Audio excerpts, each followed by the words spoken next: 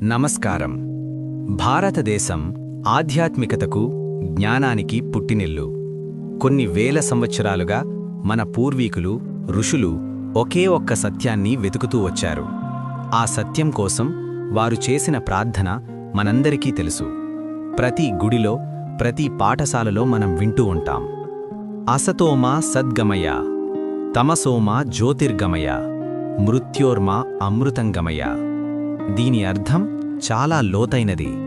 నన్ను అసత్యము నుండి సత్యము వైపు నడిపించు, చీకటి నుండి వెలుగు వైపు నడిపించు, మరణము నుండి అమరత్వం వైపు నడిపించు. మిత్రులారా, ఇక్కడ ఒక ప్రశ్న వేసుకుందాం. మనం ఇంకా ఈ ప్రార్థన ఎందుకు చేస్తున్నాం? అంటే మనం ఇంకా ఆ సత్యాన్ని కనుగొనలేదా? మనకు ఆ అమరత్వం ఇంకా దొరకలేదా? వేదాలు ఒక రహస్యమైన పురుషుడు గురించి చెప్పాయి. ఆయన మరణాన్ని జయించేవాడు. ఆయన స్వయంగా బలి అయ్యేవాడు. ఆశ్చర్యకరమైన విషయం ఏమిటంటే, ఆ పురుషుడు భారతదేశంలో పుట్టలేదు, కాని ఆయన గురించి వేదాలు ముందే దర్శించాయి. ఆయన ఎవరు? ఆయన వస్తే మన కర్మలు ఏమవుతాయి? ఈ వీడియోలో నేను చెప్పబోయే విషయాలు ఏ మతాన్ని కించపరచడానికి కాదు, మన ప్రాచీన గ్రంథాలలో దాగి ఉన్న ఆ అద్భుతమైన సత్యాన్ని వెలికితీయడానికే. దయచేసి మీ జీవితంలో అత్యంత ముఖ్యమైన ఈ 8 నిమిషాలు కేటాయించండి. చివరి వరకు చూడండి, ఎందుకంటే ఈ సత్యం మీకు తెలిస్తే అది మిమ్మల్ని స్వతంత్రులుగా చేస్తుంది. మనిషికి ఉన్న అతిపెద్ద సమస్య పాపం మరియు కర్మ. మనం ఎంత మంచి పనులు చేసినా మన మనస్సాక్షి మనల్ని హెచ్చరిస్తూనే ఉంటుంది. అందుకే మహానారాయణోపనిషత్తులో ఇలా ఒప్పుకుంటాం: పాపోహం పాపకర్మాణం పాపాత్మా పాపసంభవః. అంటే నేను పాపిని, నా కర్మలు పాపంతో కూడినవి, నేను పాపంలోనే జన్మించాను. మరి ఈ పాపం పోవాలంటే ఏం చెయ్యాలి? గంగా స్నానం చేస్తే పోతుందా?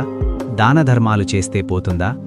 ప్రశ్నోపనిషత్తు 1:10లో చాలా కఠినమైన నిజాన్ని చెబుతోంది: న కర్మణ న ప్రజయా ధనేన త్యాగేనైకే అమృతత్వమానసుః. అంటే కేవలం కర్మల వల్ల గాని, సంతానం వల్ల గాని, ధనం వల్ల గాని మోక్షం రాదు. కేవలం త్యాగం వల్ల మాత్రమే అమరత్వం లభిస్తుంది. ఆ త్యాగం ఎలా ఉండాలి? దీనికి సమాధానం తాండ్య మహాబ్రాహ్మణంలో ఉంది. యజ్ఞో వై భువనస్య నాభిః. అంటే యజ్ఞమే, బలియే ఈ విశ్వానికి కేంద్రం. అంతేకాదు, తైత్తిరీయారణ్యకంలో ఒక భయంకరమైన కానీ స్పష్టమైన నియమం ఉంది: సర్వపాప పరిహారో రక్తప్రోక్షణం అవశ్యం. అంటే పాప పరిహారానికి రక్తం చిందించడం తప్పనిసరి. కాని జంతువుల రక్తం మనిషి పాపాన్ని కడగలేదు కదా. మనిషి చేసిన తప్పుకు జంతువు ఎందుకు శిక్ష అనుభవించాలి? అందుకే మన ఋషులు ఒక నిష్కళంక పురుషుడి కోసం ఎదురుచూశారు. ఆయనే ప్రజాపతి. అసలు ఈ ప్రజాపతి ఎవరు? వేద భాషలో ప్రజాపతి అంటే సృష్టికర్త మరియు ప్రజలకు తండ్రి. ఋగ్వేదం 10:121-10లో ఇలా ఉంది: ప్రజాపతే నత్వదేతాన్యన్యో. ఓ ప్రజాపతి, నీవు తప్ప వేరొకరు ఈ సృష్టిని రక్షించలేరు. కాని ఈ ప్రజాపతి ఏం చేస్తాడు? ఆయన సింహాసనం మీద కూర్చుని పాలిస్తాడా? కాదు. శతపథ బ్రాహ్మణంలోని వాక్యం వింటే మీరు ఆశ్చర్యపోతారు: ప్రజాపతిః యజ్ఞః. దీని అర్థం ప్రజాపతి తానే స్వయంగా యజ్ఞం, బలి అవుతాడు. అలాగే తాండ్య మహాబ్రాహ్మణంలో ఇలా ఉంది: ప్రజాపతిర్దేవేభ్యం ఆత్మానం యజ్ఞం కృత్వా ప్రాయచ్చత్. అంటే ప్రజాపతి తనను తాను మనుషుల కోసం బలిగా అర్పించుకుంటాడు. ఆలోచించండి మిత్రులారా, దేవుడు మనిషిని శిక్షించకుండా మనిషికి బదులుగా తానే శిక్ష అనుభవించడానికి సిద్ధపడ్డాడు. చరిత్రలో తన్ను తాను బలిగా అర్పించుకున్న దేవుడు ఎవరు?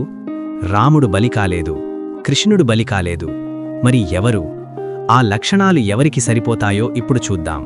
ఇది చాలా ఆసక్తికరంగా ఉంటుంది. ఋగ్వేదంలోని పురుష సూక్తం 10:90లో ఆ బలి అయ్యే పురుషుడికి 7 ప్రధాన లక్షణాలు ఉండాలి అని సూచించారు. ఆ లక్షణాలు అక్షరాల యేసుక్రీస్తు జీవితంలో నెరవేరాయి. 1. నిశ్శబ్ద బలి, సైలెంట్ సఫరింగ్.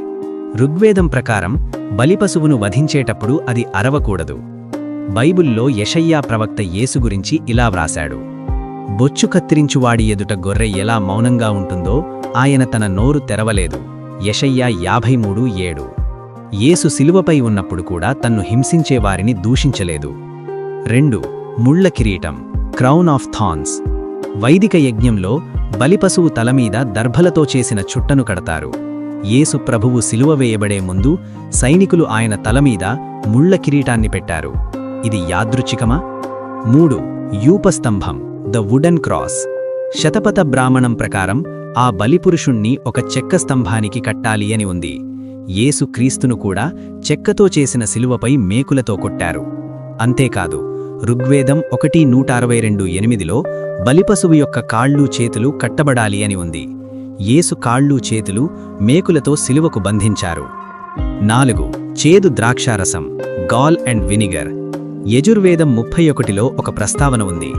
బలిపురుషుడికి దాహం వేసినప్పుడు సోమరసం కాకుండా చేదు ద్రవం ఇస్తారు. యేసు సిలువపై నేను దప్పికనుంచున్నాను అన్నప్పుడు సైనికులు ఆయనకు చిరకాతో కలిపిన చేదు ద్రాక్షారసం ఇచ్చారు. మత్తయి 27:34. 5 ఎముకలు విరగకూడదు, అన్బ్రోకెన్ బోన్స్. ఇది చాలా ముఖ్యమైనది. బలిపశువు యొక్క ఎముకలు విరగ్గొట్టకూడదు అని వేదం ఖచ్చితంగా చెబుతోంది. సాధారణంగా సిలువ వేసిన వారి కాళ్లను త్వరగా చనిపోవడానికి విరగ్గొడతారు. కాని యేసు అప్పటికే చనిపోయి ఉన్నందున సైనికులు ఆయన కాళ్లను విరగ్గొట్టలేదు. యోహాను 19:33. వేదం మరియు బైబిల్ ప్రవచనం ఇక్కడ ఏకమయ్యాయి. 6 మూడవ రోజున తిరిగి లేవడం, రిజరెక్షన్. బలి ఇచ్చిన తర్వాత ఆ ప్రజాపతి తిరిగి తన మహిమను పొందుతాడు అని వేదాలు సూచిస్తున్నాయి. యేసు క్రీస్తు మరణాన్ని జయించి మూడవ రోజున తిరిగి లేచారు. మృత్యుంజయుడు ఆయనే. 7 అందరి కోసం బలి, యూనివర్సల్ సాక్రిఫైస్. ఆ పురుషుడు కేవలం ఒక కులానికో దేశానికో కాదు, సర్వలోకానికి బలి అవుతాడు. బైబిల్ చెబుతోంది, దేవుడు లోకమును ఎంతో ప్రేమించెను, కాగా ఆయన తన అద్వితీయ కుమారుణ్ణి అనుగ్రహించెను. యోహాను 3:16. ఇవన్నీ పోలికలే అనుకుంటే మనకు భవిష్య పురాణంలో నేరుగా ఆయన పేరు ప్రస్తావన కనిపిస్తుంది. ప్రతిసర్గ పర్వం 3వ ఖండం 2వ అధ్యాయం 11 నుండి 32 శ్లోకాలలో ఒక రాజు ఒక తెల్లని వస్త్రాలు ధరించిన పురుషుణ్ణి చూసి, నువ్వు ఎవరు అని అడుగుతాడు. దానికి ఆయన ఇలా సమాధానం చెబుతాడు, ఈశపుత్రం మం విద్ధి కుమారీ గర్భసంభవం. నన్ను దేవుని కుమారుడిగా, అంటే ఈశపుత్రుడిగా, కన్యక గర్భన జన్మించినవాడిగా తెలుసుకో. కుమారీ గర్భసంభవం అంటే పురుషుల ప్రమేయం లేకుండా కన్యక గర్భన జన్మించినవాడు. చరిత్రలో ఈ లక్షణం కేవలం యేసుక్రీస్తుకు మాత్రమే ఉంది. సోదరులారా, సోదరీమణులారా, దీనిబట్టి మనకేమర్థమవుతోంది? యేసుక్రీస్తు ఒక విదేశీ మతస్థాపకుడు కాదు. ఆయన పాశ్చాత్యుల దేవుడు కాదు. మన భారతీయ ఆత్మ, మన వేదాలు, మన ఋషులు యుగయుగాలుగా ఎవరికోసమైతే వెతికారో ఆ సత్యం ఆయనే. మనం పాడుకునే మృత్యోర్మా అమృతంగమయ అనే ప్రార్థనకు ఏకైక సమాధానం యేసుక్రీస్తు. ఆయన శిలువపై చిందించిన రక్తం సర్వ పాప పరిహారో, అంటే సమస్త పాపాలను కడిగివేసేది. ఈరోజు ఆ సత్యం మీ ముందుకు వచ్చింది. ఇది మతమార్పిడి విషయం కాదు, ఇది మనసు మార్పిడి విషయం. మీ పాపాల భారం దించుకోవాలనుకుంటున్నారా? ఆ ప్రజాపతి ఇచ్చిన శాంతి మీకు కావాలా? అయితే ఎక్కడున్నారో అక్కడే కళ్ళు మూసుకొని ఈ చిన్న ప్రార్థన చెయ్యండి. సత్యస్వరూపుడైన దేవా, నాకోసం వెతికబడిన ప్రజాపతివి నీవే అని నేను నమ్ముతున్నాను. యేసు ప్రభువా, నీవు నా పాపాల కోసం బలి అయ్యావని, వేదాలు చెప్పిన పురుషుడవు నీవే అని నేను అంగీకరిస్తున్నాను. నా పాపాలను క్షమించు, నన్ను మరణం నుండి నిత్య జీవం వైపు నడిపించు. నా హృదయంలోకి రా. ఆమేన్. ఈ ప్రార్థన మీరు చేసి ఉంటే మీరు సత్యాన్ని కనుగొన్నారు. ఆ సత్యం మీలో నివసిస్తుంది. ఈ సందేశం మీ స్నేహితులకు, బంధువులకు షేర్ చేయండి. మన దేశానికి ఈ సత్యం తెలిసి ఉండాల్సిన అవసరం ఉంది. ధన్యవాదాలు. Strength in grace. It's all about Jesus.